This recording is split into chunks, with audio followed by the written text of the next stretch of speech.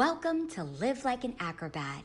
I'm your host, Shenea Stiletto, two-time World Acrobatic Gymnastics Champion, USA Gymnastics Hall of Fame member, and Cirque artist. I'm also an advocate for rain. On each episode of the Live Like an Acrobat podcast, I discuss acro handstanding in terms of training tips, coaching, and I explore circus and acrobatic gymnastics competitive life as I have lived it from past to current, and I theorize on what the future may bring in these fields. On each episode of the Live Like an Acrobat podcast, I will bring you insight through my own experiences, which are rooted in a perspective built on social justice advocacy and how these important issues continue to intersect between the circus arts and acrobatics competitive world at large. On each episode, I have the pleasure of discussing these various narratives with a variety of fascinating special guests. Thank you so much for joining me on this episode of the Live Like an Acrobat podcast. Please consider a donation to encourage the continuation and evolution of this podcast. The details of how to donate are located in the show notes. Please make sure to check out the circuspreneur.blog.com for extended conversations and interactive content of each episode of the Live Like an Acrobat podcast. I am available for handstand private sessions and workshops through aerialfitbodies.com, and in a new announcement, I'm also a Circo certified trainer. Check out Circo.co, a new circus school online international platform where you can learn hand balancing with me and learn so many other circus disciplines from trained Cirque performers from all over the world. Check out my new vlog series, Think Like an Acrobat, which is available exclusively on Circus Talk as a pro series. It's offering pro tips to professionals within the circus arts industry. On this episode of the Live Like an Acrobat podcast, I have the absolute delight of interviewing legendary Mongolian aerial contortionist duo Suvda Buyana, who are known famously as the Contortion Sisters.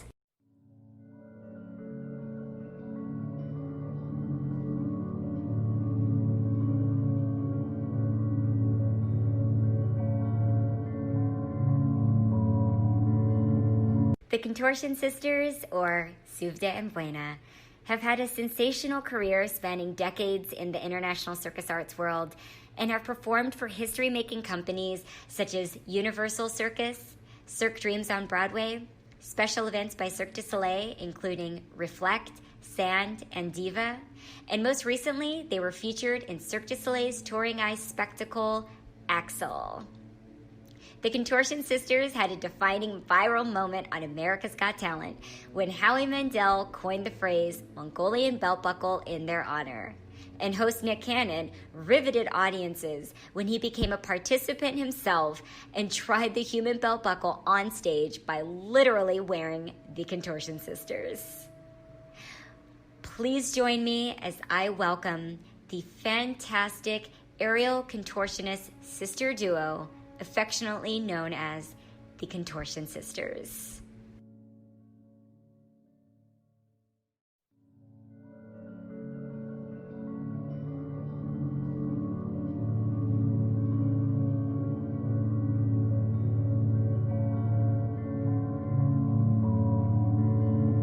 My guests on this week's show are what I like to say the true example of the American dream.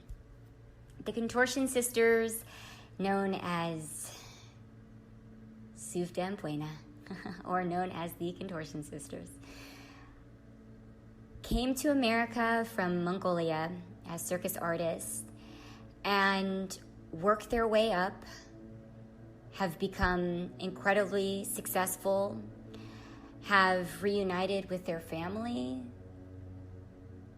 cared for their families, invested in themselves,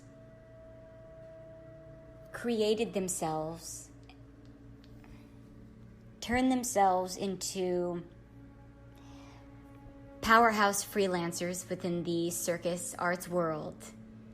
These two very powerful women are to me what it means to immigrate into this country, to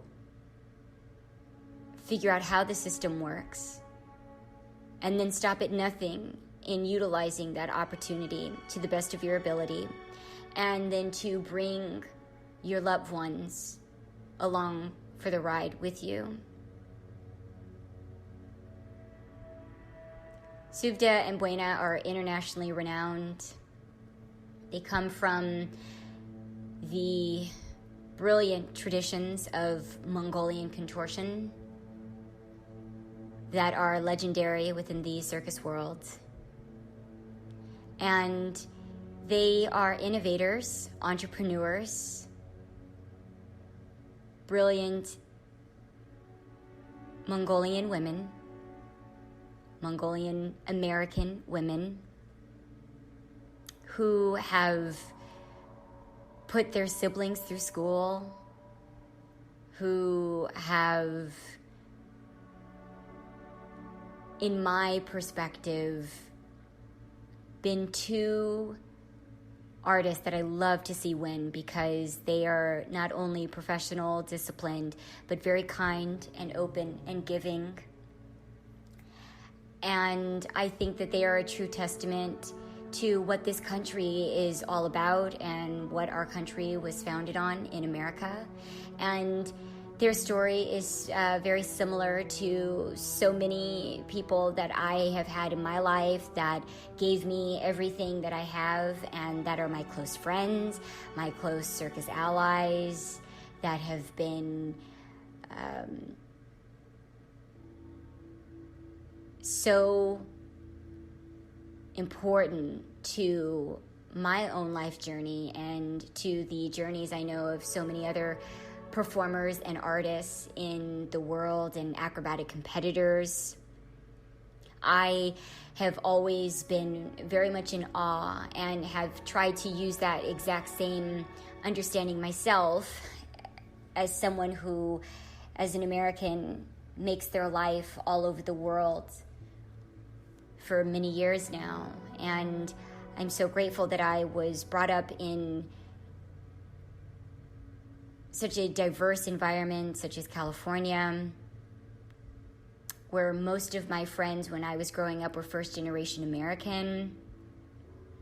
I know we don't need to say that. I know that we are all American, but I feel like because I also see individuals that make America their home so much in my everyday life as a circus artist. For me, it's just very palpable, because I see how important it is to the lives of individuals that I am working with and that I become close with, and what a privilege it is in many ways to have won the lottery of being born in America, because that's really all that it is. It's just outright luck, in my opinion. And I think that there is always so much to learn from people that are so brave to leave their country of origin and dare to imagine a different way of life and create the capacities to navigate a world and an environment that they're not familiar with. And these are skills that you learn, that you have no choice but to learn as a circus artist. But I do think it does take an even deeper level of resolve to, in many ways, with individuals in my life, have decided to leave their countries of origin and know that they may never be able to go back. And at this point in my life and throughout my career, I've always known that I can come back home and that the border is open to me.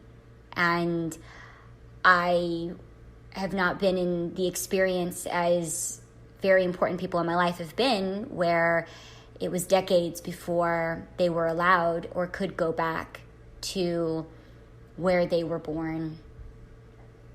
So I know that you'll enjoy this episode with the Contortion Sisters, Suvda and Buyana. They are so inspiring, and they are a legend, and they have such wonderful personalities, and they have great banter as sisters do, back and forth, finishing each other's sentences and knowing what each other is going to say, and I love that.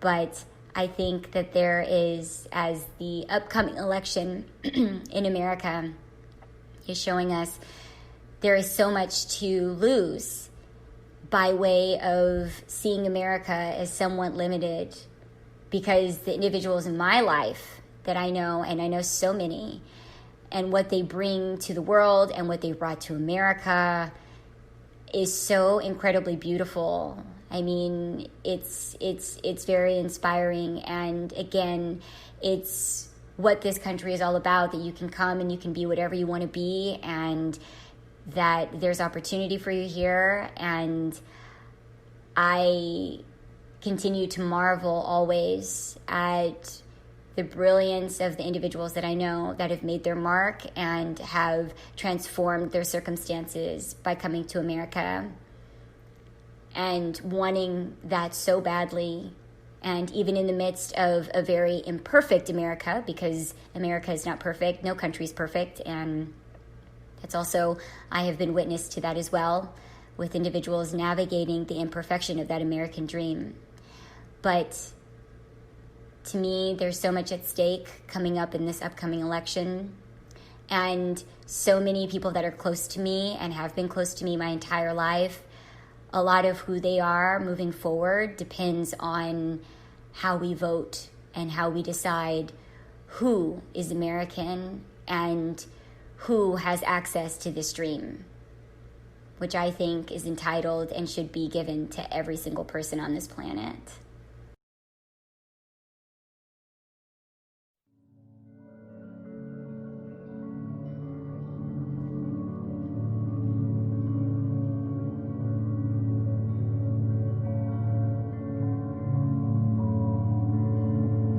Hi, Suvda. Hi, Buena. Welcome to the show. Thank you so much for coming on today. Hello. Thanks for having us. It's my pleasure. I'm so excited to speak to you both and to have you on the show. You are the Contortion Sisters, and you're so fantastic, and you're both so amazing and so beautiful. And I'm just really grateful that you are on the show today.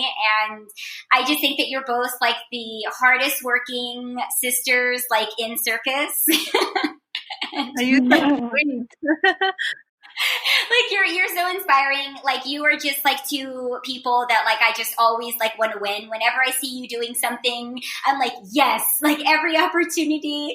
I just I always get very excited, and because you're just not just hardworking, but you're just such lovely human beings, and you're just really, really beautiful people. So I just I'm always just very inspired since we met, and I want to tell the listeners that we started working together. We met working for Cirque Dreams at the Rebel Casino, remember, in Atlantic City. Was back in 2011, right? Yeah, around there. I think it was a little bit later, right? Maybe 2000. I think 13. Yeah, 2013. No? I think around that time. Okay. Yeah, I think around there. Yeah. Do you both remember when we drove in that crazy rainstorm to audition for Pippin? Oh, do you remember that? And all of our phone the alarm would keep going on, what they call it, the alarm thing. Yeah. And we're that was crazy. Yes. The flooding everywhere. Yes, and Suvda was driving. That's what I was looking for. Oh, yes. You guys talk about that story, me driving in the storm to New York? Yes, I can't believe we made it through that.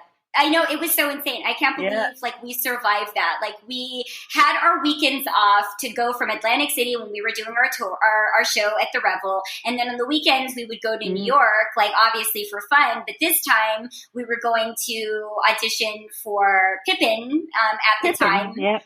Because they were doing a new casting for one section of the show, and we were we are going to go. But it was the worst time to have been going there. Yes. But it was fun because we ended up watching the show. Yeah.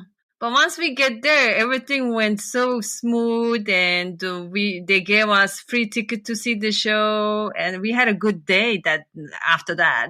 Yeah, I know. It was pretty magical, right? Like the fact that we got to see the show, the fact that it ended up being a really beautiful day. We had like really good auditions for Pippin too. Like everything ended up working out. I think that's like pretty like remarkable. But like I never forgot that story and like that trip with you both. Like it just really like cemented that contract for me. So I had so much fun like when I met you both that time and working with you. And like I said, you were both always so professional, so disciplined. You are like the easiest circus performers and people to work with. And yeah, we just had like such a great time like running around New York and having fun. And it was obviously like a different time, but I feel like we really we took in that experience and we like bonded and connected. So it was pretty special. Yeah, it was same to you, and it was so fun, so much fun working with you, and how sexy you were on stage. You know, I think your act was the most sexy in the show with your high heel, you know, with your hat. Yeah, my little personality. Yeah, and, my little personality. My body. We really enjoyed working with you, and the audience always wowed after your act, and we can hear your applause from the audience. And the guys, especially guys, were like, you know, going crazy over you. And it was a show also. We all had to like more flirty during our acts, remember? Yeah, I mean, like we had to take it there. Like they really wanted us to like zhuzh it up for that show. So I think we all like got extra sexy for that one. Yeah, definitely. You guys were so cute, and you're so cute. I just adore you. That was like, so even sometimes I was like a little bit even like shy in that show. People can't even imagine me shy, but like sometimes like I even got shy for myself. No, I think you might be shy from the finale. Remember, we had to come on stage with the can and had to do a little dance routine for the finale. Oh my gosh. Yeah, that was the funniest part ever for us to like line up. Yep. Yeah, that was hilarious. That was really funny. I remember all of us being a little bit like, oh, here we go again. Yeah. bring it all together at the end, but at least we had each other. But yeah, it was fun because it was just such like a light show, and we could get away with doing like all sorts of things kind of like out of character, and I really loved the show for that too. And it was like a really intimate theater, and it was like a small show. I like that too. The public was like super close to us, so I think it was like one of like my favorite setups for a show too. I really love shows like that, so I thought it was like really, really perfect. Yes, I agree. Oh, yeah. So you are both like, you're performing right now in Montreal on the weekends. Did you perform this weekend, right? Like, and you're performing outside? Yeah, we did. Yeah, the weather just happened to be really nice this past weekend, so it was really good to do a show outside and see the crowd. So that was really nice. Oh, that's so great. The show setup was like front of the church, and there was a stage set up, and even we had lights and everything. So for the people who walking on the street, it's like a main big street, and people just walk by walking, and they happen to see the show, and everybody stop and watch the show. They really, really surprised there was a show going on. And for sure, everybody enjoyed the show. And sadly, the Canada just come out with the rule for 28-day confining now. That we have to quarantine. There's no show. There's lots of restaurants is closing back, and you cannot invite anyone in your house. But schools and everything, gym, I think they're gonna stay open. So we're happy that we're doing the show. We did the show before all this happening again. Yeah. Oh no. because I guess the second wave is happening right now, so they went to like red line. So I guess the number of the COVID is like going up. So they're like, we're shutting it down for 28 days. So. Oh, Yep. wow. Oh, well, I'm glad that you got to perform for like a little bit at least before all of that happened. Yeah. I mean, it's like, it's everything right now, at least being able to access and perform a little bit, but I know it's like everyone's trying to work around everything, and you guys even figured out like the show is like outside. It's like, Montreal. I love Montreal like during the summer, and I love Montreal even during this time before it gets like super cold outside, because after a certain point too in Montreal, it's like so snowy and so cold, and you can't do anything outside. Yeah, so we were so happy that the Monastar Cabaret show, the company hired us to do the show. We're like, yes, of course. And all the cast members, and we had such a good time, and we just don't want to leave the stage for real. It was one of the missed moment. Yeah.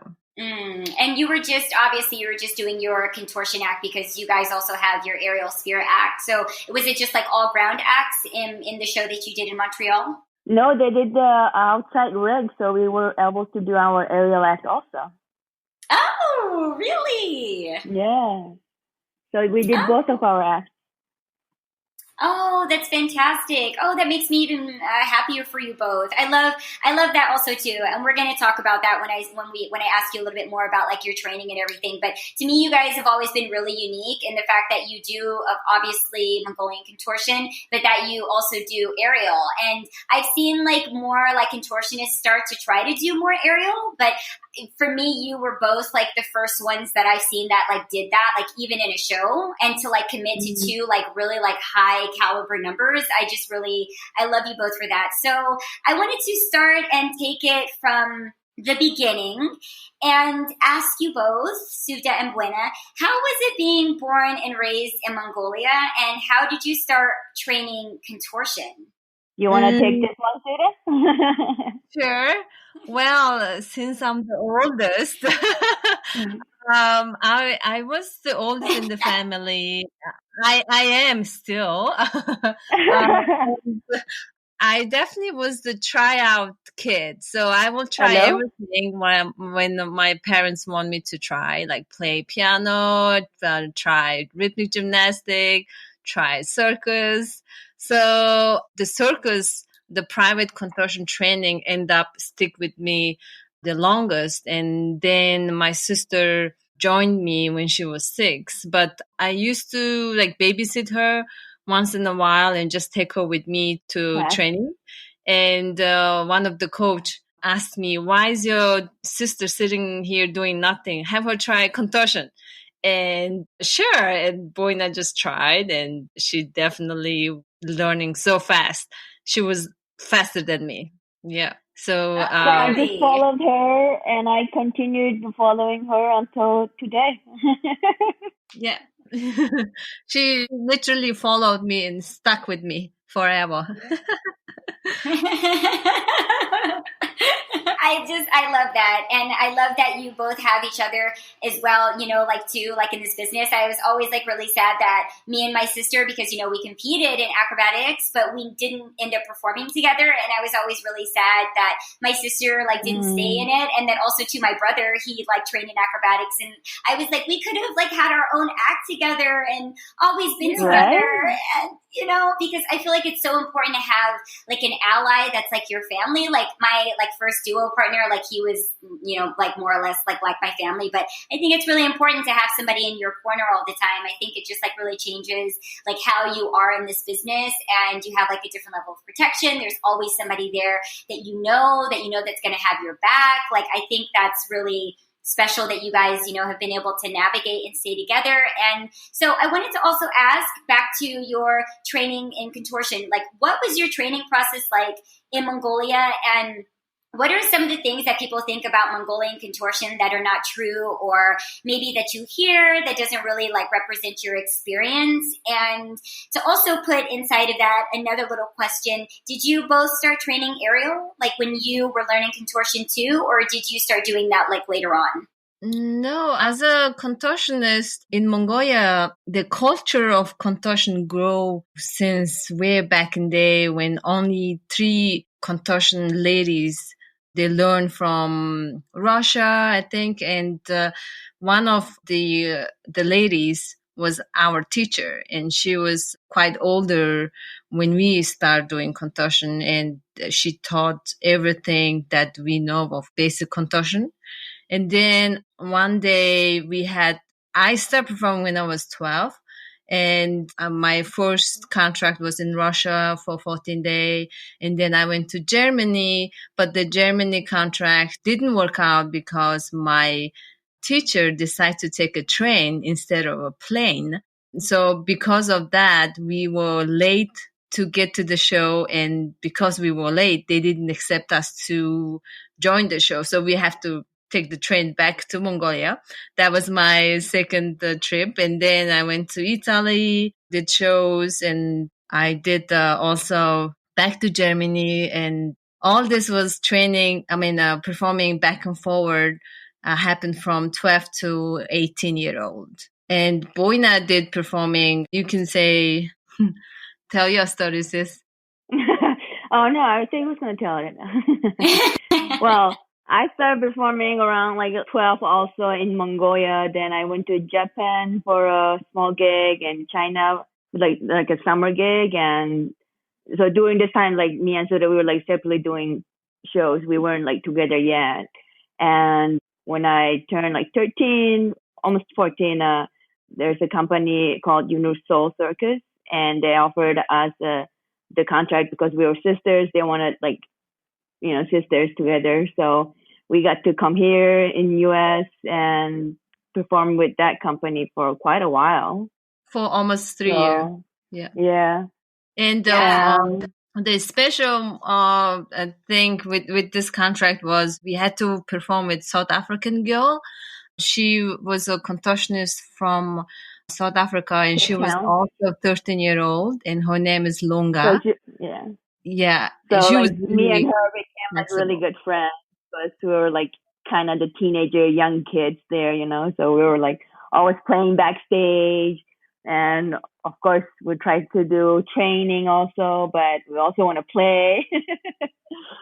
But thanks to having my sister, I was always able to come back to train and stay concentrated, I remember, the thing about like having a sister with me is like, I know a lot of solo people like get out of shape faster because like they don't have too much motivation to keep each other or someone to help them like train or like help you do push-ups and stuff. But the good thing about having my sister with me was like, like always helping each other, like push-ups or like any new tricks, we were always helping each other. So, like when you were together, we trained more. And of course, we spend some time away from each other, like doing breaks and stuff. So those are the times we tend to get out of shape more than we would be if we were together. Yeah, we get a little fat. You're both so tiny. You're so tiny too, Shenea. I know, the three of us are so tiny. We're like super, super duper like tiny little ladies. Yeah, I remember the costumes we were wearing in the show. So yeah, it's funny. Yeah. Oh, yeah. From there for sure. Well, yeah, I want to get to UniverSoul, but before that too, I want to ask, like, how many hours did you train though, like in Mongolia? I mean, like you guys do have like a pretty big like age gap. What is it, like 4 or 5 years between you both? And I remember like when we worked at Revel and Cirque Dreams, like I remember you both telling me, that you guys like self-motivated when you were young together to like keep on going and to like have good training and to like learn your skills. So I just wanted to ask, like, I mean, it's hard, right? Like it was hard training and maintaining that and like learning like all of those skills. Like you didn't just learn like all of your contortion, everything like overnight. So like how many hours did you train and like what was it like? Yeah, in the beginning, of course, it's really, really hard. And for example, I get up and go to school, normal school from 8 to 12, and then take lunch and go to circus. And I get to circus around 2 o'clock, and from 2 to like sometimes 6, 2 to 5 o'clock, Yeah. we train, and sometimes we stay till 6, and we go home around 7, and then we do homework or eat and go to sleep. And this was our routine, and we do it all over again every day. Yeah. We even had Wow. like trainings during the summer also. Like there's no school, but we still like went to go train. And at the training, it was at the time we were training back in Mongolia, it was like the three main contortion teachers, and of course we were training with one of them, which was Magic Student. What's her name? And she had like the two different classes, like the morning class and the afternoon class. But in each class, it was like over 10 girls always. There's a lot of people, so like the kids will start helping each other, or like the older generation would start helping the younger generation. So like my sister Suvda, she was always helping the little girls do push-ups and stuff, like sometimes even sitting next to the teacher and just like helping her train kids, Yes, I became the assistant coach. teacher. And then one day my teacher arrived a little bit late, right? Like maybe like 30 minutes late, and I was already starting the training, and all the Yeah. kids were lined up to like, I was this time I was teaching them how to do handstand, which is handstand coming from the hand stool, press up on one hand. So I was helping all the kids like this skill. And my teacher, no one wanna line up for her. And my teacher's like, okay, everybody don't wanna line up for me. Okay, come. And she like grabbed the youngest kids to do the like handstand and all. So I felt so bad. At the same time, I was learning how to teach, and I was getting really good at it. And in the end, I learned a lot of teaching from my coach, and also have to talk to the young kids, little young kids, like 3 to 6 year old kids. It's hard to train them too. So I They was don't like, learning. when you say like point your toe, they're like, they don't know how to do these things. They don't know because they're so young, like they can't like connect their brain to their body so well. So it's like a good way to learn how to guide like younger kids. Mm-hmm. So you So learned. So that you was. learned a lot even when you were learning.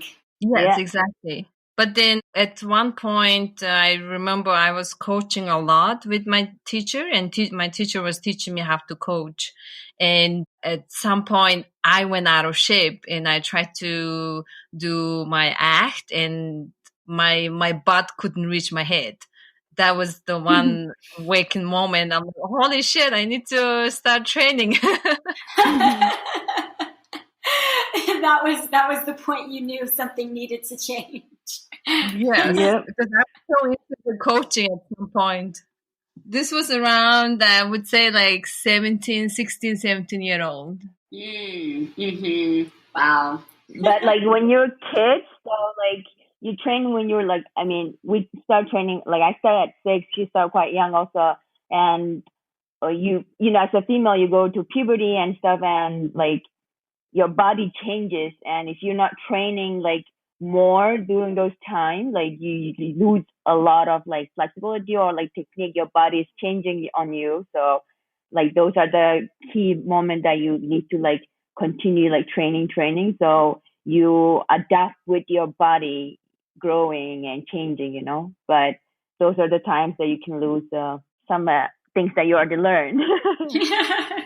Yeah, totally. I had the same issue when I was going through puberty too, and training and competing and stuff. So I had like I had a period there where I didn't know how I was going to like bounce back either, it was like, oh dear. Like, of course I'm still waiting to have my growth spurt. Like I tell everybody, because it's not like, I would have loved to have grown just like a little bit more, but I'm still only 153 centimeters, but I did for a little bit, and it changes everything, like how you hold a position and how you balance. And it changes a lot of your technique too. You have to like relearn things. So I definitely had to do that around that age. I think it was, when I was around like, it happened a little bit later.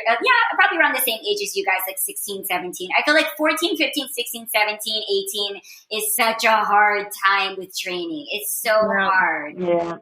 Yeah, it was the most difficult time. And then also your face start breaking up, getting your first pimples. Yes, it's hard. Hard moment. And you try to be a performer and putting makeup on it, and it's getting worse. Did you both have like any injuries during that time? And like, how did you deal with those if you had those? Or were you both like pretty like injury free, like when you were learning contortion, or did like your injuries come like later in your career? Thankfully, I didn't have injury at all during this. You work with your body, so your body gets sore. Sometimes you like pinch a little bit something in your back or something, but like nothing like major.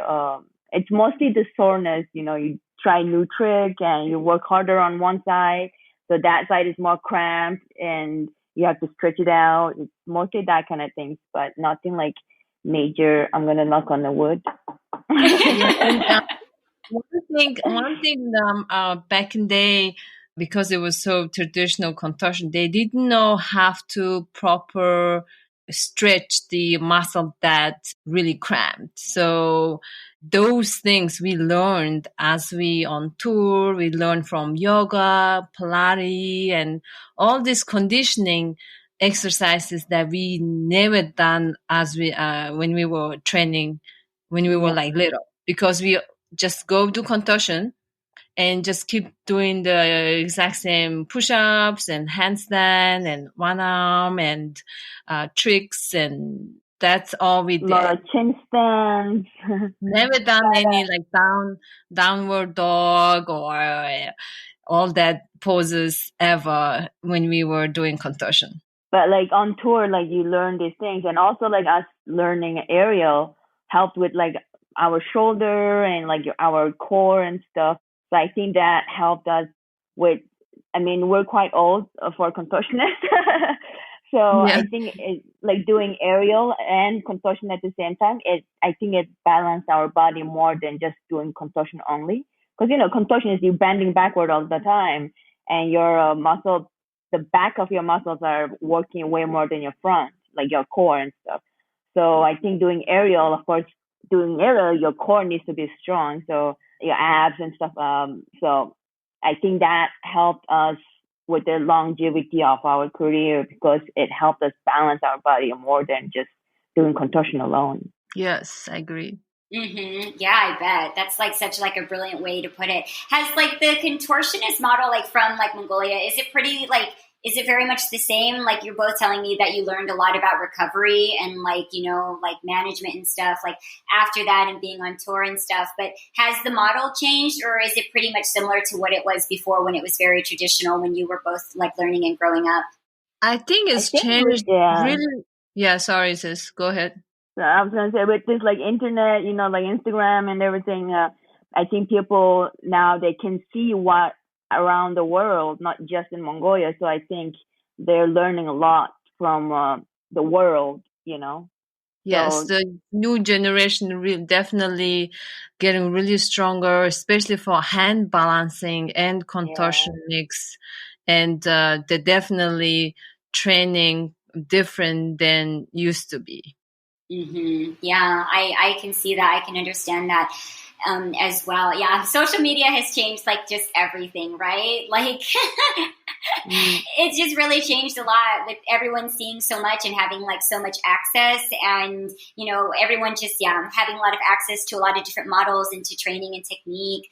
I think it's opened a lot of people's eyes, and I think also too it's maybe created things where it's like safer approaches and in some ways like kinder approaches like to learning. And then obviously I think sometimes too people have to be really careful as well when like like learning offline and, going with like people that are qualified like you and making sure that they're getting the proper training, because not everybody's created equal just because you see something nice like online.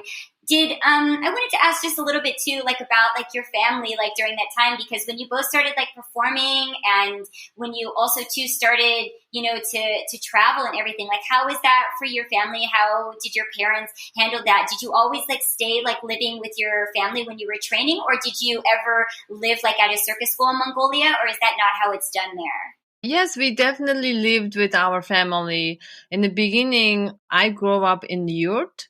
At the time, the capital city of Mongolia, Ulaanbaatar, was still have lots of yurt, not a lot of building at the time. And when Boina born, we all moved to a condo, like an apartment building. It was on the 9th floor, and then we moved to 8. 8th floor. And yeah, she remembered the 8th floor. She don't remember the 9th floor. Nope. There was another corner. But yes, as for me, just to thinking back how life was different when I remember when I was living in the yurt, my parents have to like put the wood chips into the fireplace in the middle of the yurt, and they like really have to step on it to make it really, really dense. So all night the fire can be burned and the yurt can stay warm for the winter. And I remember we used to have a bunch of horses in the city. And then within, I would say 6-7 years, and when Boina born and we moved to apartment, things changed rapidly. And that's when I started I going to don't rhythm remember the gymnastics. horses that much. Yeah, yes, because you wasn't born yet. So yeah, By the Wow. time I remember, it was more cars. yes. But I remember we had a lot of horses, like China. Compared to China, China had a lot of bicycles, but Mongolia had a lot of horses and yurt. And now we have a bunch of cars and traffic. Yeah, so we did grow up with the family. My grandma lived with us, and my mom and dad, and my younger sister, my brother. So it was like 7 of us. We lived in one household. And then when I was 19, my father passed away. At that time, I was in Germany, and it was a quite sad story. I couldn't even make it back to his funeral at the time. And then when I come back to Mongolia, they showed me the funeral video, but I didn't want to see the whole thing. But that was my artist circus life. In the beginning, I felt that I missed my family, the difficult time. Then I became A parent. yes, I started helping my mom, and my mom started asking me questions, making decisions on my siblings, what kind of school. All that became a big responsibility on me, but I took it very well. And then when I went to Italy, I did the contract, and then I come back to Mongolia, and then I went to US With with my sister. me. Yeah, and me and my sister was the core financing and helping financially our family. Well, we were already helping them when we were separately working. Yes. The life is different in Mongolia, but now it's quite changed. The modern world and new generation, everything is changing quite differently. It's not like how it was before. But I think life is better in Mongolia now compared to how when we were growing up. It's amazing. Like, again, both of you, what I loved about you as well is because you have you do take care of your families, and you have taken care of your families. And that's something I think sometimes people like that don't know so much about circus don't realize. Like, you're usually not like working and performing for yourself. You're usually taking care of your families. And that's for people, artists from so many different countries. But it's something that I always, I have so much respect for, because not everybody comes from a country, like not all of the Americans have it where they have to take care of their families. They can just like pursue their careers, and they don't have to take care of anybody. They're very independent. They're very external. They have a lot of autonomy where they're just like living for themselves. But, I tell people that aren't familiar with circus, but, I have a lot of friends where they're not just taking care of themselves. They're taking care of like sometimes 10, 6, 15 family members, or depending on their circus salary. And so that's a really big responsibility. Yes, definitely. And that because of this big responsibility, me now in the mood of taking care of myself now, because Yes. once we finish paying our 2 siblings college, and me and my sister like, okay, let's save money for ourselves. So we were like, you finished the college, now you can make your own money and live, so you don't have to pay for your living. You're like, finally, you can leave the nest. We've done everything we can. We've done 1 million backbends and arches for you. Yes. All of these shows just for you. We love you. One thing I learned from this experience, that your big responsibility keeps you in track and keeps you in discipline. And especially when you're working with your younger sister, you want to show a good example all the time. You don't want to show bad behavior and take a bad direction in life. So this actually really kept me strong and made me who I am today. And I really appreciate my family and everybody around me. What about you, Buena? Do you feel the same? Yeah. I mean, my sister thinks I was being a good girl, but I used to still sneak around and lie to her. I was still a teenager at some point, Yes, I remember I catch your boyfriend in the closet. Yeah. Sort of. My sister was like away, and I was like, okay, come over, let's hang out a little bit. And then she knocked the door. I was like, oh no, hide in the closet. And she came in, she's like, what is that noise in the closet? Circus life. I feel like I would have drove my sister crazy if I were in the same position, because I know that I drove my sister crazy. Like when we were competing, I can only imagine us traveling, because it was a little bit different when we were like, when we were competing and training. If we had like more freedom, like during circus, I'm sure I would have been like driving her crazy.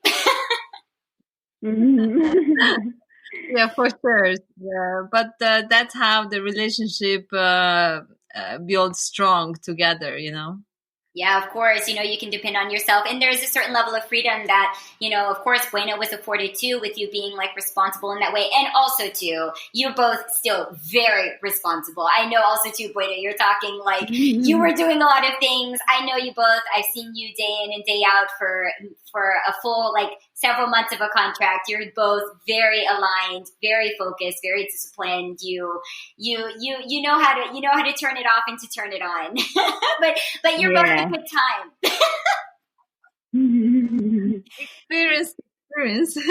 Exactly. It's from experience. So I wanted to ask, I wanted to turn to UniverSoul Circus. Like, I love speaking about UniverSoul because people always ask me, obviously, because I'm African American. That's like usually the first question that they ask me. They're always like, have you worked for UniverSoul? And did you work for UniverSoul? Like, you must have worked for UniverSoul. And I always tell them, because UniverSoul is Black owned and it's a Black run circus company. It's the only one in the world. And I always tell them, no, but my circus friends from Mongolia are legends from UniverSoul. They don't expect that. Yeah, that's actually our big family. We learned a lot of things from there because we started working together in that show, and we learned a lot from each other. And Boina was little at the time, so I had to be the guardian angel and then sign a paper even. But for working for Soul Circus, definitely it was the most friendly company that I worked for. I worked in Germany, and of course, maybe it's the weather. Like for example, when I was in Germany, if you ask from someone, I was in Berlin.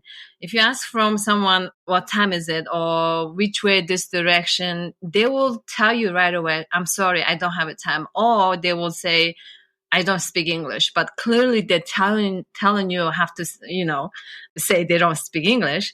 And the people felt a little bit cold. I mean, I don't have any bad things to say about Germany, but my experience was like that. And then when I arrived to US, our first contract was straight to UniverSoul Circus, and we meet Black American, South African, so many different African countries.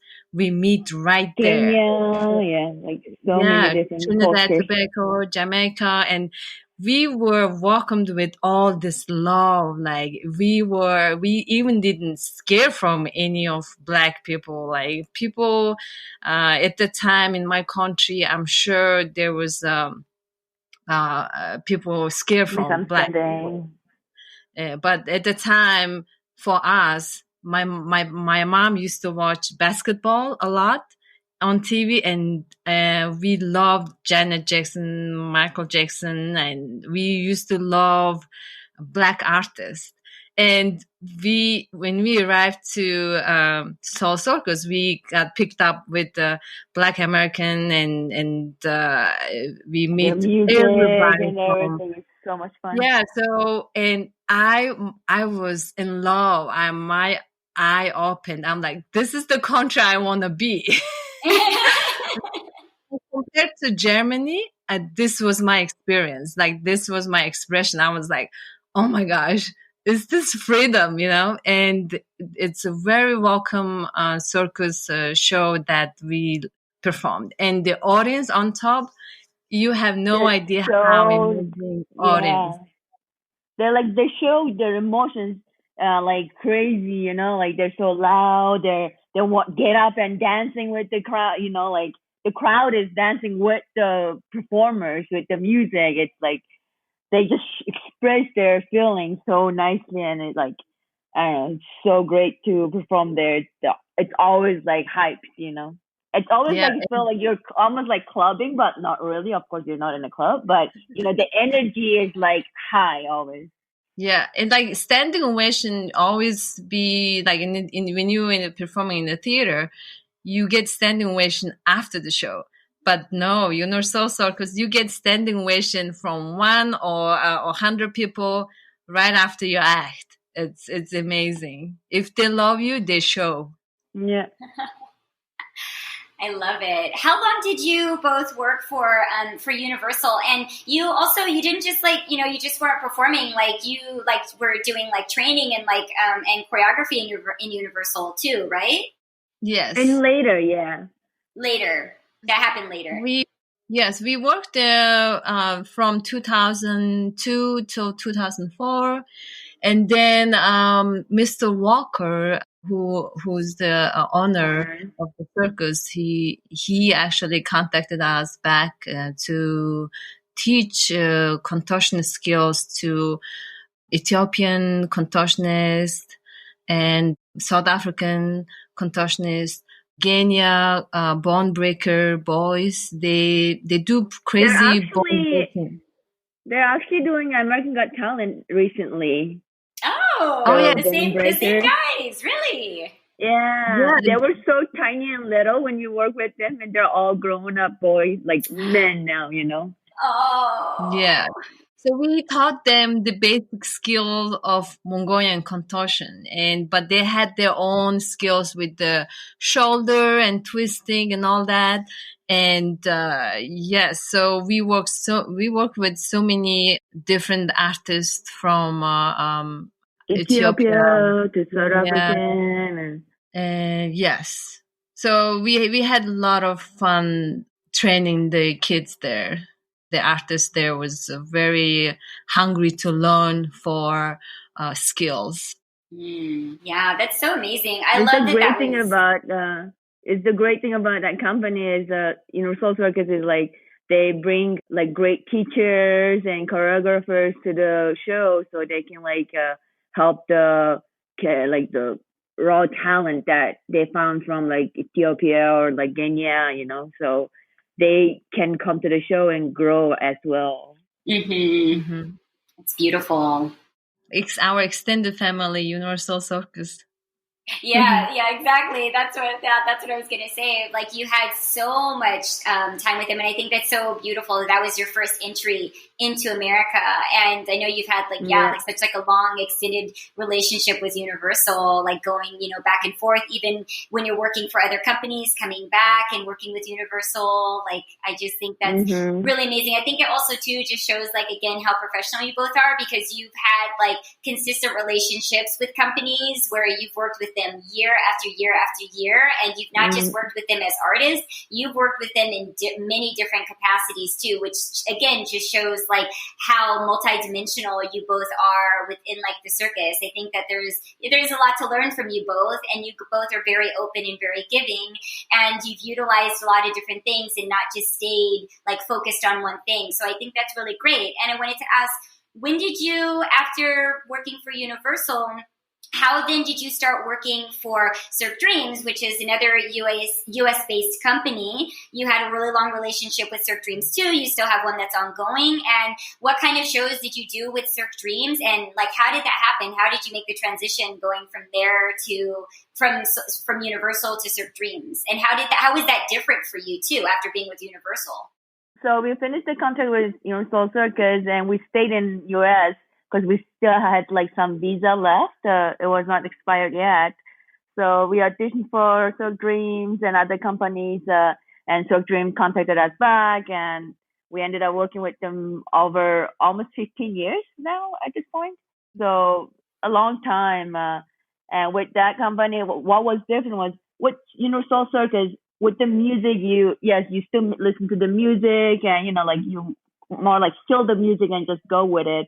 It's kind of like go with the flow kind of thing. Like it's a lot of freedom, and like you just do.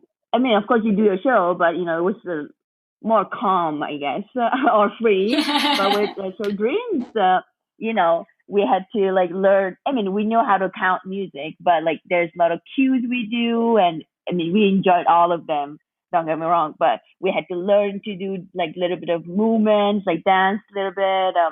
And wearing different kind of costumes. On top of your act, you like wore different costumes and helped the other artists with their stuff, and so that was like one thing like we enjoyed doing with so Dream was like, yes, you prepare, you do your act, and after your act, you don't like just sit and wait for finale. You like still part of the show. You just like change your costume. We were like frogs at some point. We were peacocks, bees. Yeah, we like turned into like some different characters, and we really enjoyed doing those kind of things. So Dreams, which was different than Soul Circus. Yes, with for me the big difference was the audience. I love connecting with the audience, and when you perform for Cirque Dreams, you performing in the theaters most of the time. And people really watch you, and they do clap, but not to go crazy during the act because they're so mesmerized and watching and observing what you're doing. But in the finale, they give us a standing ovation and then they clap. With UniverSoul Circus, you get the response right away. Like if you doing your one arm or you doing your press up or any tricks you're doing that amazes you, they shows. So that was the big difference, and really enjoyed that a lot. And for me, because I love connecting with the audience. Is that where you both started doing your aerial sphere, or did you start doing that with Universal, or did that start with Cirque Dreams? It started with Cirque Dreams. So we performed with Cirque Dreams like a year. Then, well, of course, we see some other artists doing multiple acts. So we talked to the boss and we're like, okay, we want to do an aerial act. We would like to try these things. And they all suggested, oh, we were looking for this kind of act. So maybe if you want to learn this, you know. And we're like, oh, cool. So we start learning aerial cube act. At the time, it was me and my sister, and we had two other partners.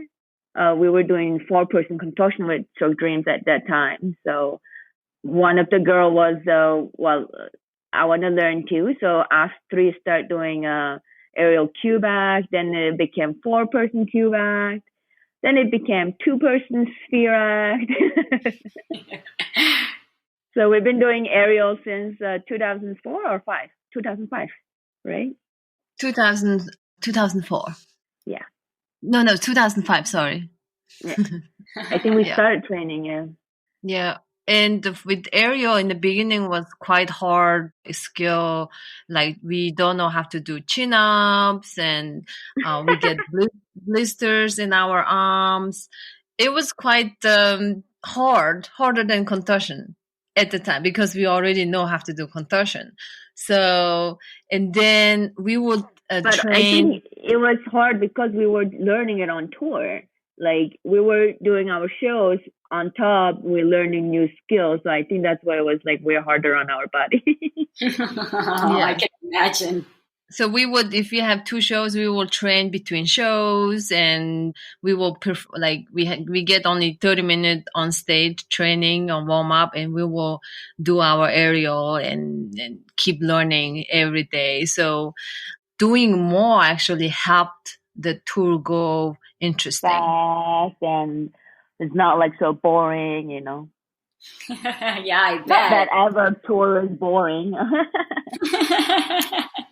That is the great thing about like circus community. Like we obviously, when we were on tour, we didn't know anything about aerial. We never trained it in school or anything. So like all the aerialists or like the coaches there, like helps you with your process. So it's the great thing about the community. Like they're always there to help you, you know. Yeah. Our big supporter was Yuri. You remember Yurichka? Yuri Kopatsky? Yes. He was our big supporter, and he was a rigger and / coach, and so he will give advice, and he really watch over us in case we're doing something he was a performer like all of his life also, and like retired at the time we met him.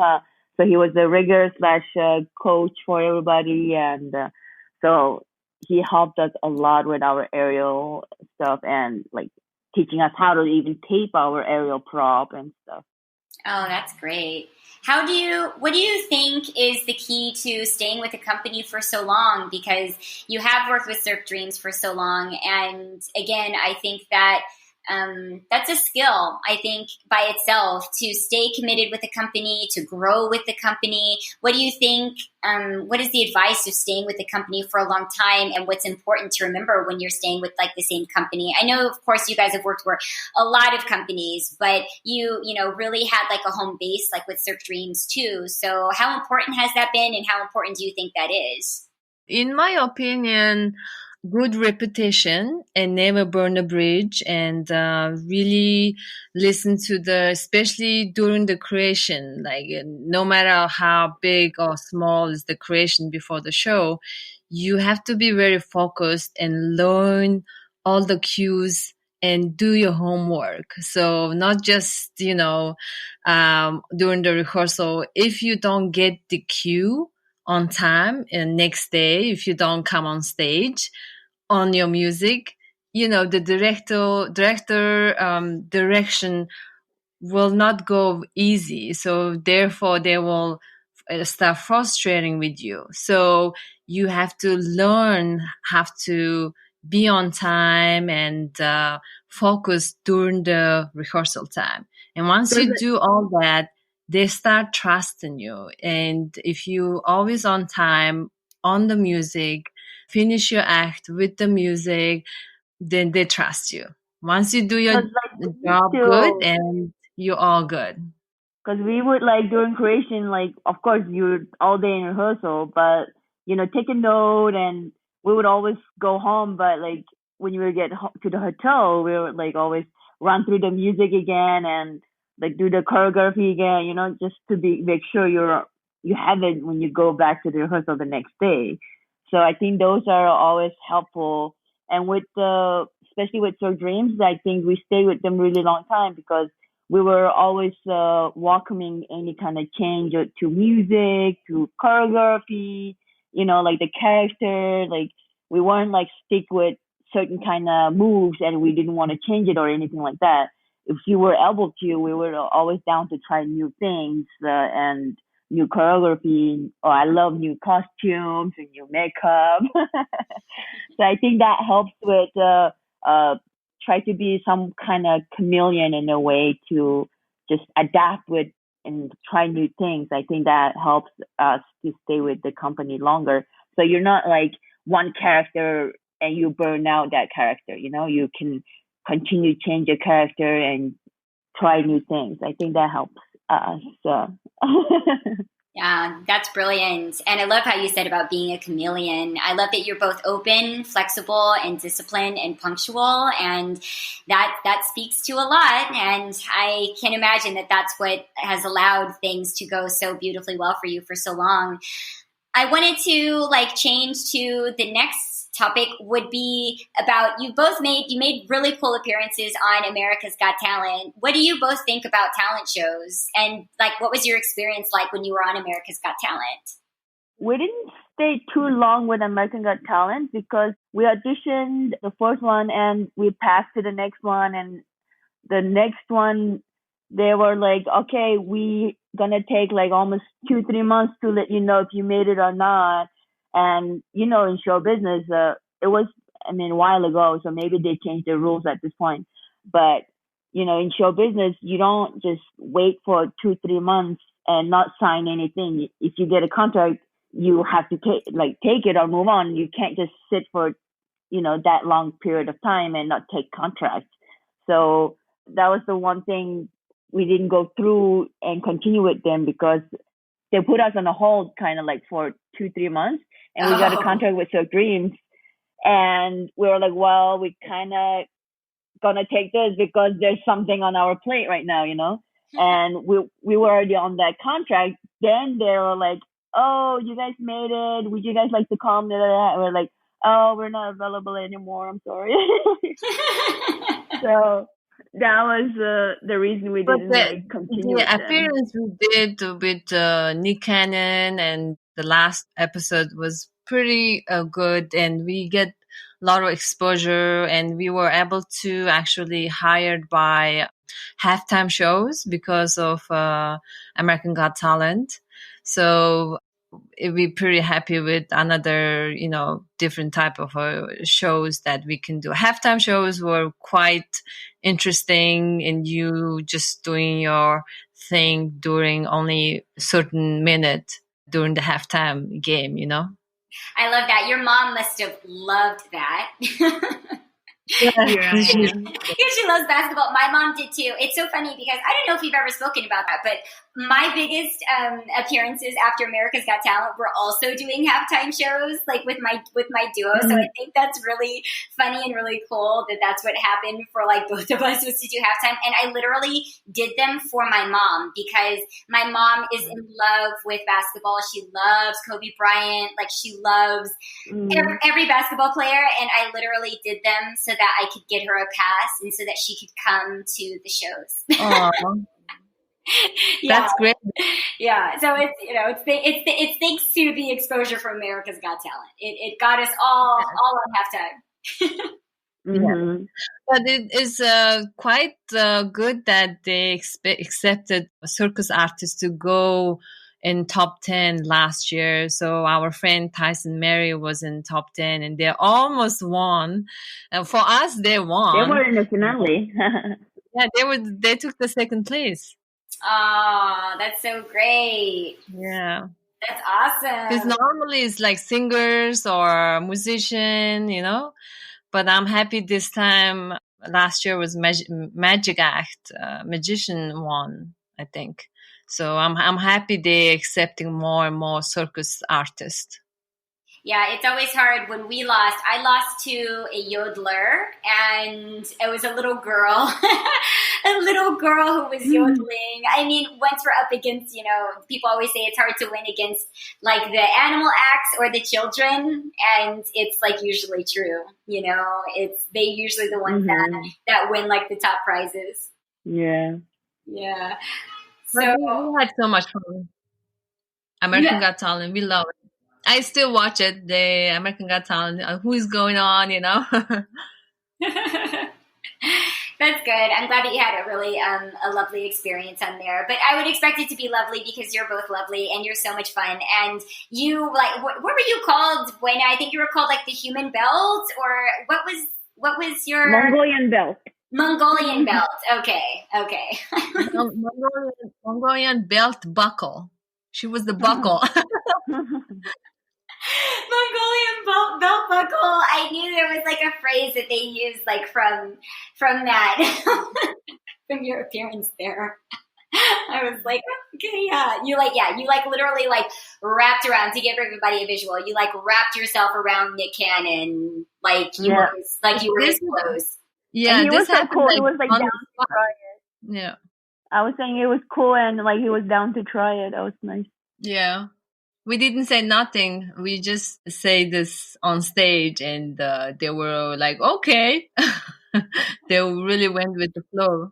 That's cool. Yeah, that was such like a nice moment. That was like I think it was a very like viral moment for you both. So that was really cool. And I'm glad that they were nice to you. That's always like my number one thing. I always want to ask people like, were they nice to you? Like, were they cool? Like, did they make you feel good? Like, that's like, I always think that's so important. So great. So up until like the pandemic hit, you were working for Cirque Du Soleil. You were in Axel, right? Like up until the pandemic? Yes. Yeah. And so can you tell the audience, the listeners, how was that handled, and where were you on tour, like when things closed? And did you hear recently about the chairman of Cirque, Mitch Garber? He stepped down recently from Cirque du Soleil. Did you know that? So I wanted to, actually, we didn't hear about that. Did you hear that, Buena? No, I think that's I think we kind of got the news about it though. Well, I didn't know. It's the guy, remember, the one who was in Saudi Arabia and took a picture with us? Yeah. He did that long time ago, no? Not long time ago, but like a few months ago, like a month ago. Well, it just came out in the news like really recently, so I think it just came out like a week ago or something like that. Oh, okay. Then I haven't heard about it yet. I was like, you guys might have inside info, so maybe you know a little bit before, like me, but I don't know. At this point, we're all like disconnected from them because they don't have too many people working there right now, so they don't like try to keep everybody in loop too much. I think they're too busy right now. Yeah, but so you guys met Mitch in Saudi Arabia when you were on tour with Axel? Yes. Not. So what happened is back in 2017, we got offer from Cirque du Soleil, which was back in day 45 degrees, but they call it special events now. And we did the contract in Kazakhstan. It was Expo, and we were in Kazakhstan for like 5 months doing Cirque du Soleil show.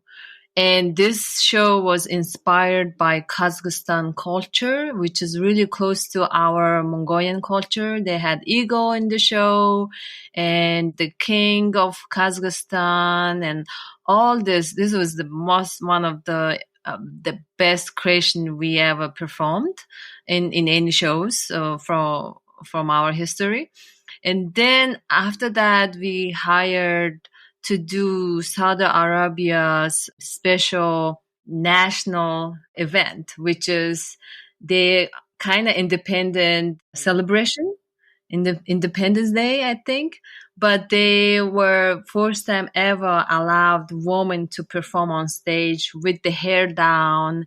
And even for us, we had to cover our skin at the time. And, in aerial, we have our neck to be exposed to do the trick. So we had to get approval from the prince to show our neck on stage.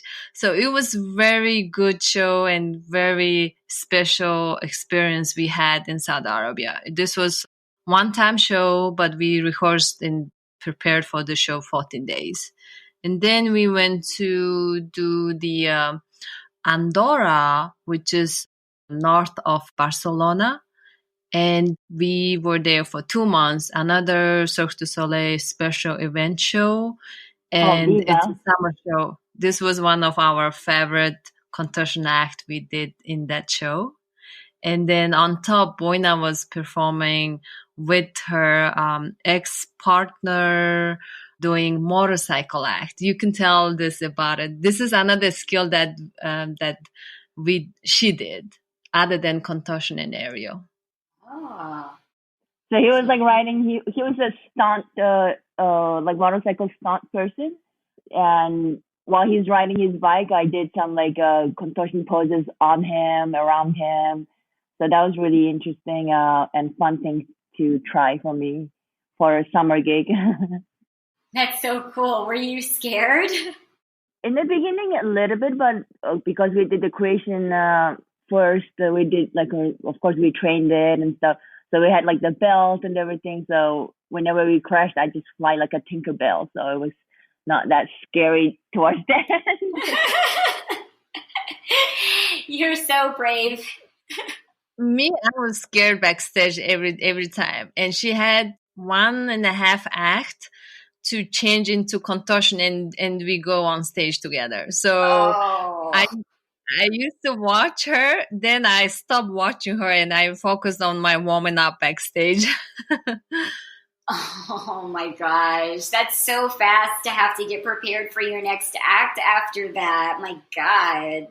Yeah. So those challenges, like, for example, those things, if you can manage to do it, it's good for the credits for the company. So you will be the first in line to get hired because you able to manage to make it happen in any circumstances. Yeah, well, if anybody can make it happen, you both can. And I have to say, I really loved your performance to Janis Joplin's song that you did in Andorra.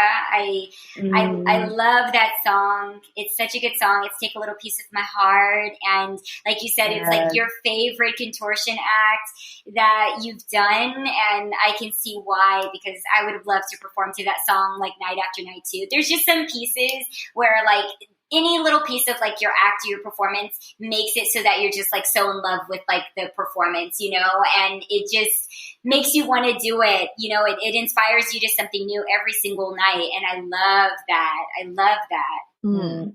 So continue with the Cirque du Soleil contract was we get to Axel contract because the director who hired us for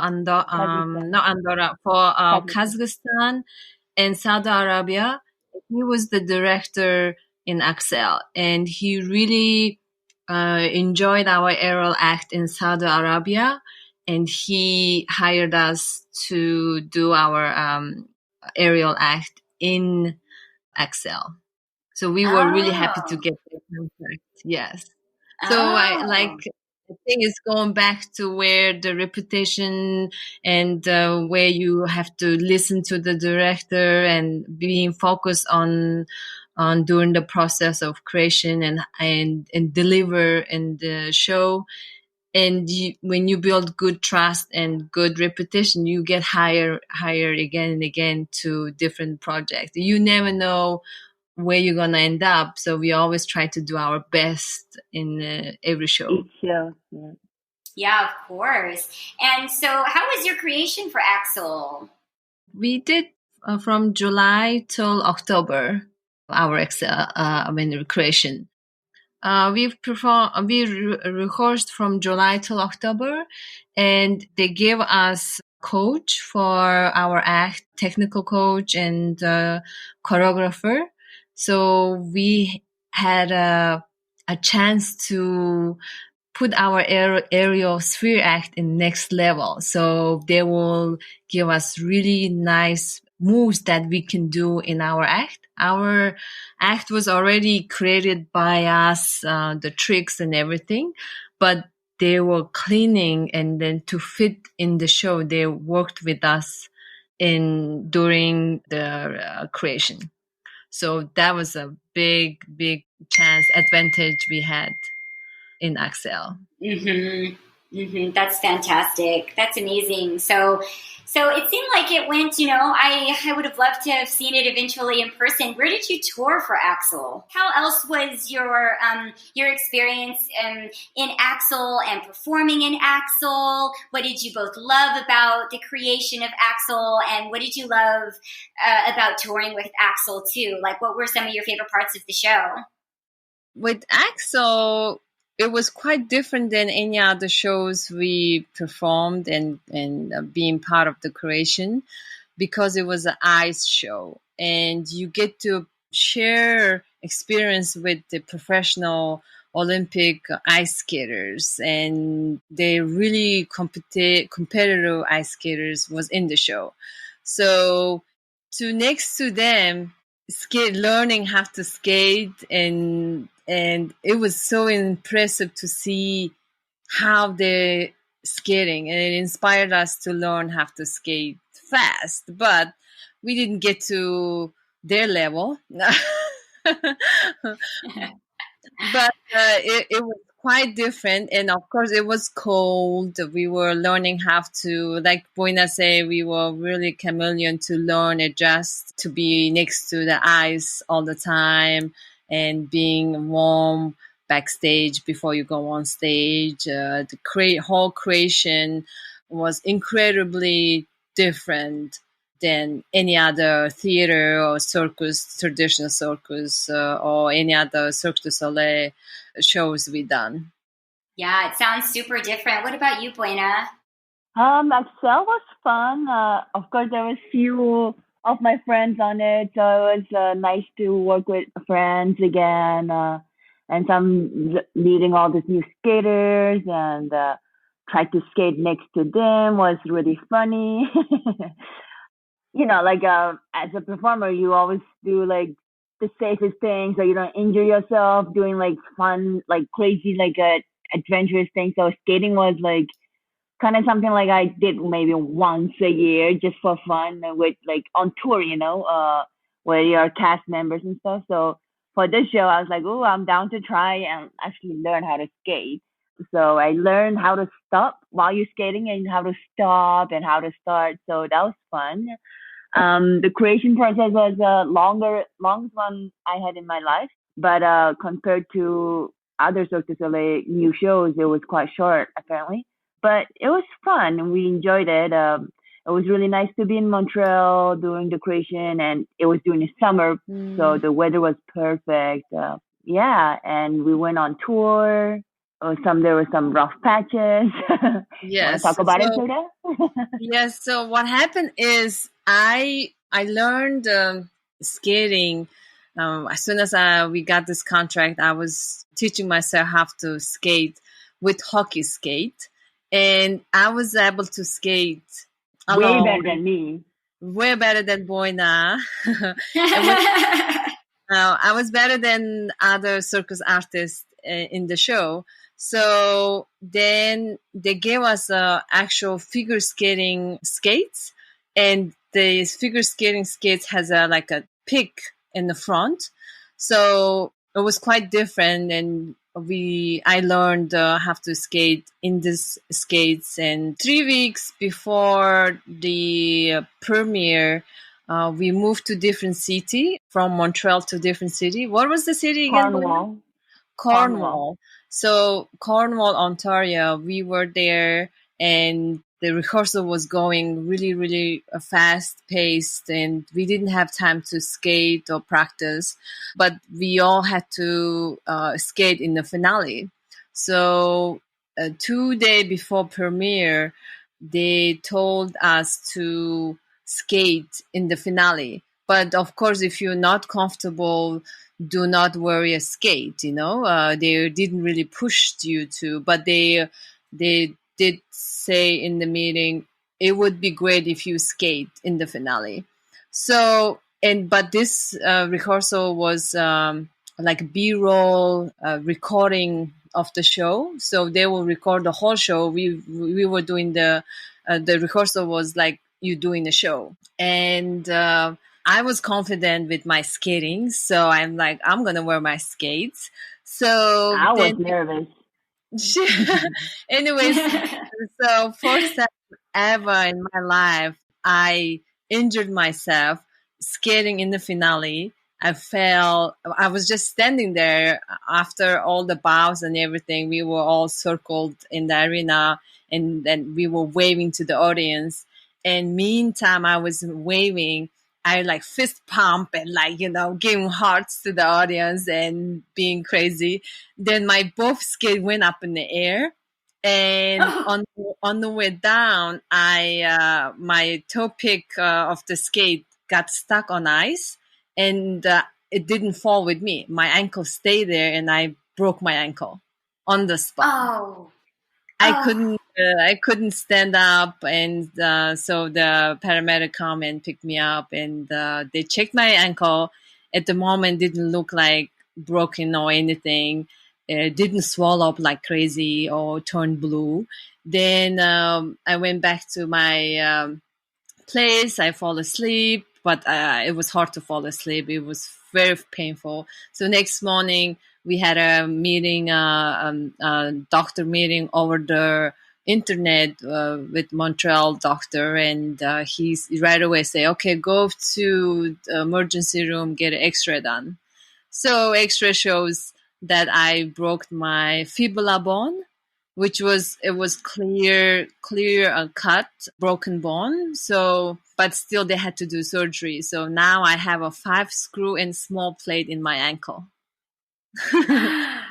So my gosh. That was my experience with skating, but I still didn't give up. Now I'm rollerblading, and I am, when it's winter, I'm going to go ski and I'm going to go skate.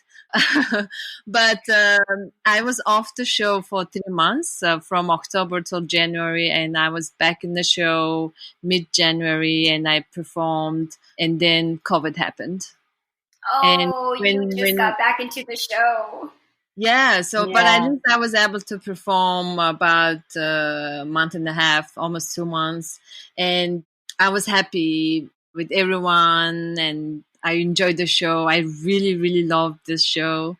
And when the show canceled, we were in Bakersfield, California. Oh, you were in California. Yeah, we were in California. They choose the city also to change the show a little bit before we get to Vegas. We was going to go to San Jose and Vegas. So they were like, oh, we're doing rehearsal. Because we just came back from a tour break, which is 2-week break. Then everybody met in Bakersfield, and we went to rehearsal, and they were like, oh, because of COVID, we're going to cancel the show for the city and maybe next one. Then few hours later, they called another meeting. They were like, okay, we're going to cancel, not do the show for like 2 months. Then the next day, they were like, oh, we're going to stop until November. So it was some intense It was intense few for days. 3 day news. It was crazy. Yeah. Every time we had meeting, it was like harsher and harsher news. Yes. Wow, that's so intense that it happened like that. Yeah. So it So like, was were you? everybody was so sad. Yeah, and some of the borders were closing, so a lot of people like rushed out of Bakersfield and tried to make it to their hometown. Like, one of the cast was tried to get back to Germany and didn't even make it to Germany. Apparently, I heard some of them might be still in Montreal, but yeah, all the cast was like tried to rush back home, so they didn't get like stuck in somewhere like in California that they don't have any place to go to and stuff. So yeah, it was a bit tough on everyone. Wow. Yeah. Well, so where did you guys go? Like, as soon as that happened, where did you get back to be able to, like, be at home somewhere? What were you able to do yourselves? Me and my good friend Guillaume, we just bought a car for the tour so we can like drive around California. So when this news happened, we are like, oh no, now we're stuck here with a car. No. So we drove from Bakersfield, we drove to Santa Barbara, where one of my friends is, just to like get our thoughts together and stuff. Then we went to Vegas, because we were still trying to figure out what we're going to do with the car and stuff.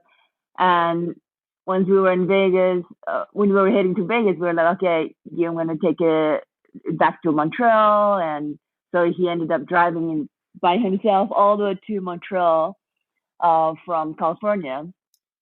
But from California to Montreal? Wow. Yeah, he did a really long journey. But for me and my sister, we stayed in Vegas for a few weeks with our friend Mary and Ty. So we spent some time there. We were trying to see if the COVID's gonna calm down or not, and it wasn't. So we went to San Francisco to be with our mom. We stayed there with her for a month and a half, and we're like, okay, it's still not coming down. So we went back to Orlando to like that's where all of our stuff is. So we're like, okay, at least we can sort out our like suitcase and storage room stuff that we never had chance to do because we were always busy on tour. So that at least we used that time to like sort our tour suitcases and all that stuff. So and eventually we made it to Montreal. So we're here in Montreal now. Well, Montreal and Quebec. Wow. To make a long story short, I mean, wow. Like, what an adventure for you both. Like, being stuck and being caught. I would have been stuck and caught also too, like out of the country. I was meant to be in Dubai, and like the way that everything happened, I just didn't end up going. I didn't catch the flight basically. So I would have been stuck somewhere else too. And I just so happened, got stuck like in California. So being able to be like where I'm based too. And like now I've been here longer than I've ever been in like years. So I know that's the same for you both. I think it's also really amazing that your mom now lives in San Francisco. So she moved from Mongolia, right? Yes.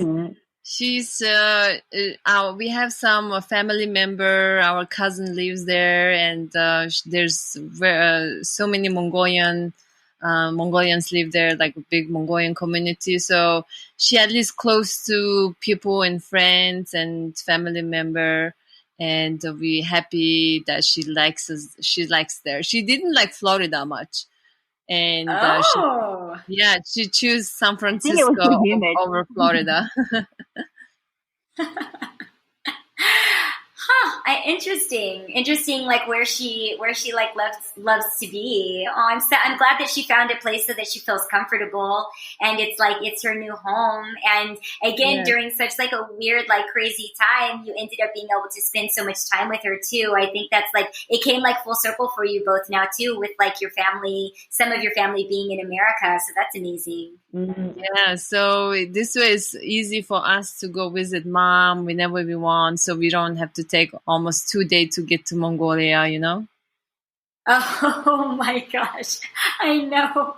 I totally understand. I know. I've made so many different trips everywhere. Like my family, even right now too, they almost don't know what to do with me during this time. I mean, obviously we were quarantining and being very careful, like with my older relatives. And of course, like my parents and stuff are getting older and grandparents and stuff. But, you know, it's still for them. It's so strange for them that I'm here. But that's good. At least you spend the time with them a little bit, but in distance, but in one city. Yeah, exactly. Yeah, at least in one city and like at least in one state because yeah, my family's like a lot in Northern California too. So they're like, I think this is the closest you've been in like years. So I even feel it. It feels different. So I think that's at least like the silver lining for all of us, even though we've all been kind of like moved around and pushed around. In some ways, it's been like good in other things, even though it's still like very difficult and very hard and very challenging. But I'm so like grateful too that you were able to manage, of course, and you have friends, of course, all over the place because you're all over the place. So that's also the beautiful thing about our job. You have people that like you can go to in almost, I think, any state, any country, any city. Yeah. Basically, so like. Yeah, to help. So bringing us back to like present day, like what do you both now like have coming up in the future? And then like what are you working on now? I know you were doing the show in Montreal. Obviously now that's been shut down, but that just happened. But what do you have coming up and what are you working on right now that like, you know, you want like listeners to know about and how they can like connect with you? Well, if COVID is still, you know, not going up crazy, it's still if it comes down, we have a potential Christmas show coming up in Orlando at Gaylord Resort in starting in November till January. So that's exciting that we are able to perform again soon. Hopefully that doesn't cancel because of COVID, you know, you never know nowadays. I know, fingers crossed on that. That's amazing. I'm so excited for you guys. Yes. And in the meanwhile... Yes, go ahead.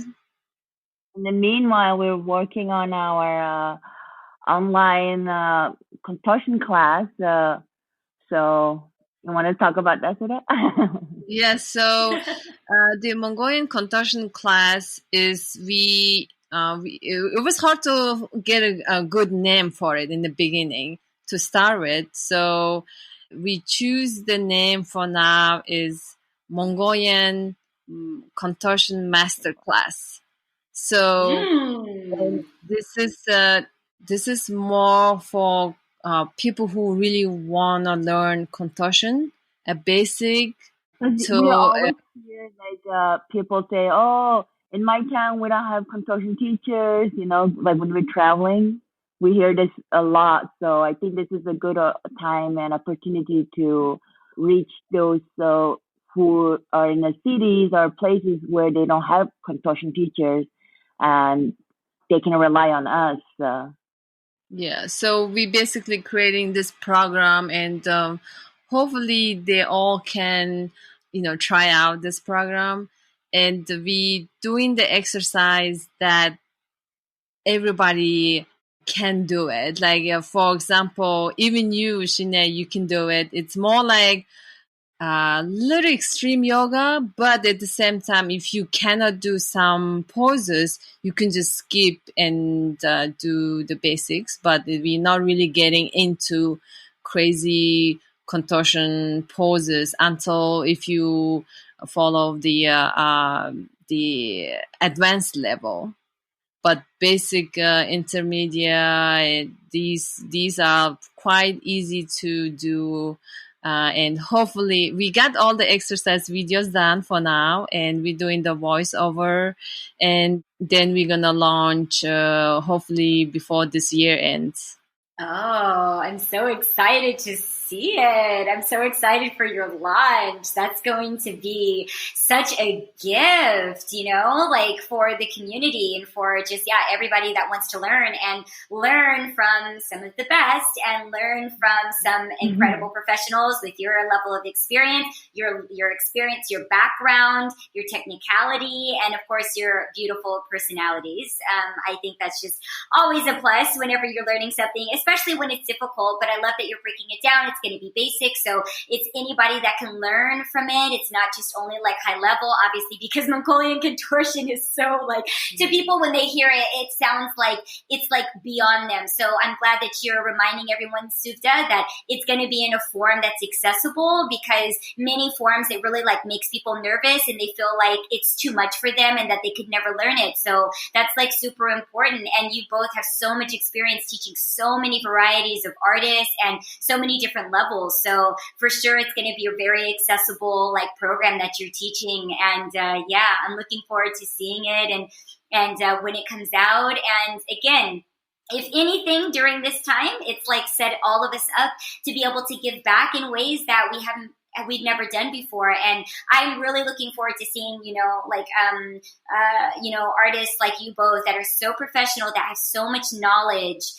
Because, again, out there online, people will try a lot of things that maybe isn't as professional, and people don't know as much what they're supposed to be doing. And, people can get injured and it can be not safe. So for me, I really want people to know about, the artists, the contortionists, that really have the skill, really have the true knowledge, because there's a lot of a lot of intellect that goes into this type of training, and you have to be careful, and you need to learn from somebody that can really teach you the proper way. So I'm really looking forward to it, and good luck. And I'm also hopeful, again, fingers crossed, that you both you get to perform later on this year, and I know that'll be really inspiring, and it'll be a really great way to start off like the new year also. So that'll be that's really great. Yes, and whoever really interested in this program, and again, it's from our experience. We come up with all the exercises from our experience. So it's not just like Buyana said earlier, it's not just back muscle, it's also core and your shoulder strength, and everything is in this. We did our best from our experience, all these exercises. So I think it's going to be very helpful for everyone who really wanted to be little bit flexible in their career. Too extreme flexible. Just a little bit. A little bit.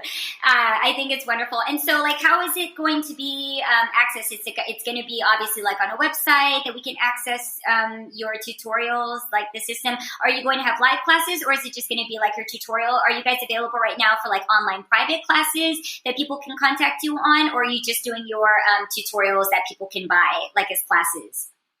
Definitely, they can message us for private classes on Instagram. And once the program launch, we're going to have people who join the program. We will be able to give Zoom classes twice a week. So it will be really, really one-on-one and walk through with them. Basically, we're going to hold their hand to learn how to be more flexible than they are now.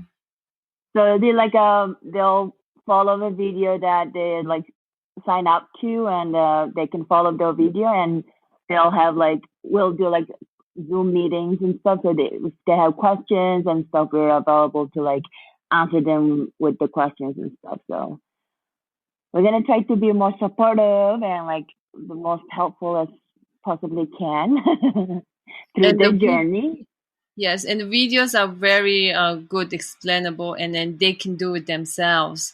And it's not like traditional way that someone forcing you or pushing you to split or anything. It's all you can do it on your own and follow the video. And each video is from 30 to 40 minute length of exercises.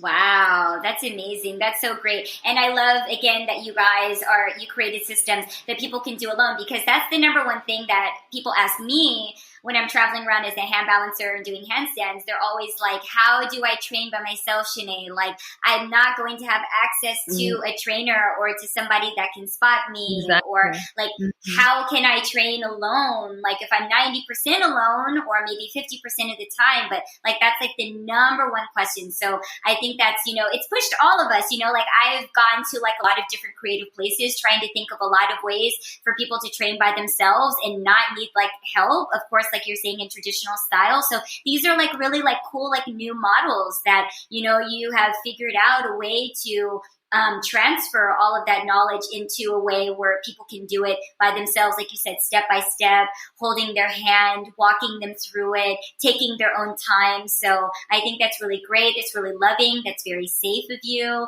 And again, if there's anything else that you both want to add before we stop here, this is the end. And thank you again so much, Suvda Buyana, the Contortion Sisters, as you're called. Thank you so much for coming onto the show and for, you know, dialing into your history, into your life. I adore you both, and I think you're so amazing. So is there anything else you want to leave us with? We just want to thank you that you're doing this and helping others through your podcast, and we really appreciate what you're doing in the community, and we love you.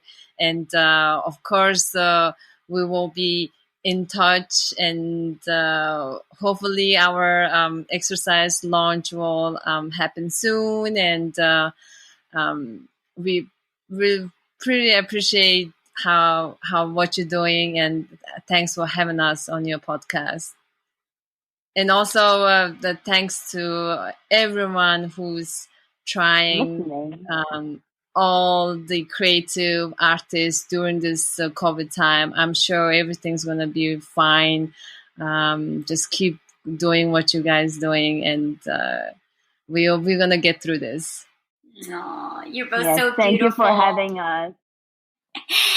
You're welcome, Buyana. It's such a pleasure, and you're both so beautiful and amazing. And thank you for being who you are in this business. Thank you for being who you are in this world. Like, I just can't get enough of good people, and you are just good people. You are inspiring, and you're kind, and you're lovely, and you're professional. So continued so much love. I love you, adore you both. And until next time, we'll be in touch. Bye. Bye-bye.